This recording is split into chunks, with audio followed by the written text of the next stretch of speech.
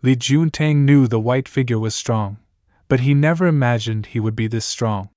In just a few minutes, he had used a method akin to a divine dragon drawing water to completely devour the vast red mist, not leaving a single trace behind. Such divine power was far beyond his imagination. Witnessing it with his own eyes was even more shocking than hearing any report. After the red mist vanished, the white-clad figure raised his hand once more, and the energy vortex quickly dissipated. A blood-red orb slowly descended from the sky and landed gently in his palm. Seeing the moment as ripe, Li Juntang immediately surged his internal energy and shouted loudly, "My lord, your divine power has dispersed the toxic mist and saved the people of this city from catastrophe. I, Li Juntang, thank you on behalf of the people. May I have the honor of meeting you face to face, so that I may express my gratitude properly?" His words were skillfully crafted, first praising the expert's heroic deed, then attempting to close the distance under the guise of gratitude, thereby creating a chance to meet in person. At least in Li Juntang's view, he had already shown great sincerity. As long as the expert wasn't cold or heartless, he should at least acknowledge the effort. After all, he was the third prince of the Dragon Kingdom, a man of noble status. For someone like him to put his pride aside and offer an invitation, this was already rare. Whoosh! No hesitation. No pause. The white figure in the sky vanished like a meteor, not even sparing him a glance, as if he hadn't heard anything at all. In an instant, Li Juntang's smile froze. He had made all the preparations, waiting for the expert to reveal himself, believing that he would surely be able to persuade him to join his camp. But man proposes, heaven disposes. That expert didn't even acknowledge him. After absorbing the red mist, he just left without a word, completely disregarding the third prince. Damn it! After standing frozen for a while, Li Juntang could only curse to release his frustration. But no sooner had the curse left his mouth than a flash of light streaked across the distant sky. The next second, a white sphere of light fell from the heavens and slammed into the ground right next to him. Boom! With a thunderous crash, the ground exploded into a crater. A violent shockwave spread out from the impact zone in all directions. Li Juntang, standing too close, was blasted dozens of meters away, crashing heavily into the ground, dazed and covered in dirt. When he wiped his mouth and nose, fresh blood was flowing. His eye twitched. In that moment, he dared not get angry, even though he knew it was deliberate punishment. That glowing orb clearly came from that expert. He hadn't expected that even from such a distance, the expert could hear a single curse. Sure enough, people like that defied logic. Best to avoid provoking him in the future. Meanwhile, deep underground in southern wastes, the WHITEBONE altar began to tremble violently. Ghostly green flames danced atop skull-shaped candelabras, casting eerie light over walls covered with human skin murals, which began to twist and writhe like living things. Impossible!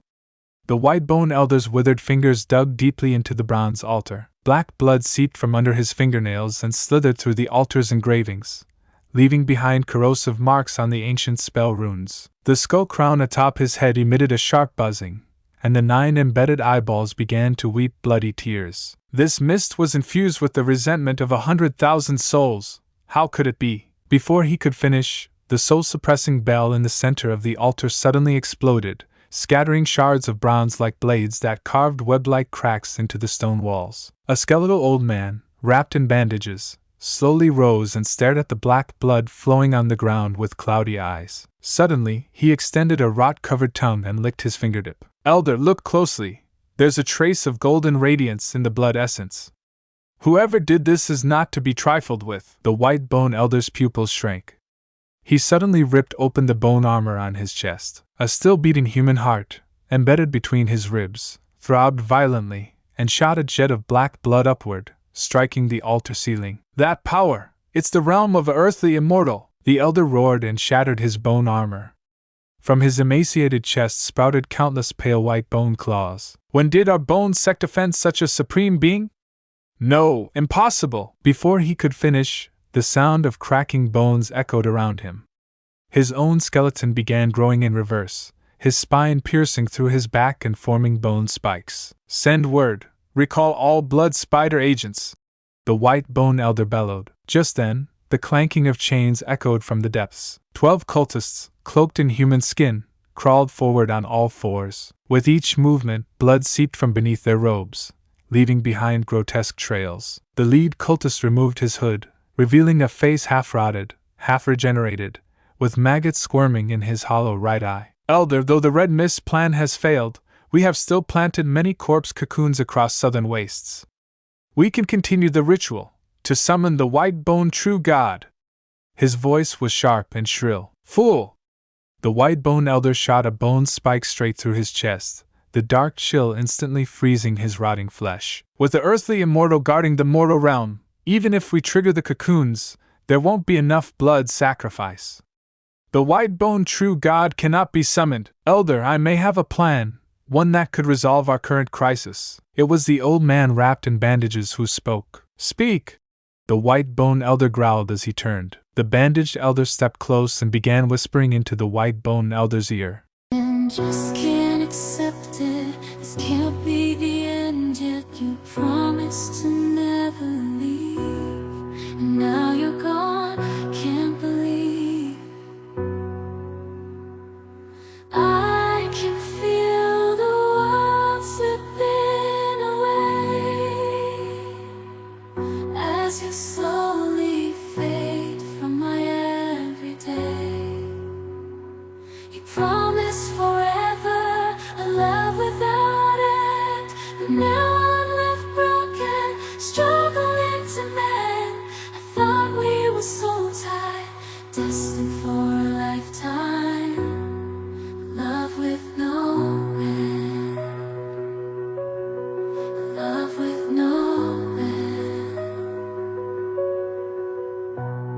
Staying in my imagination, memorizing the past time, the secrets, the love, the care, now they're echoes in the air.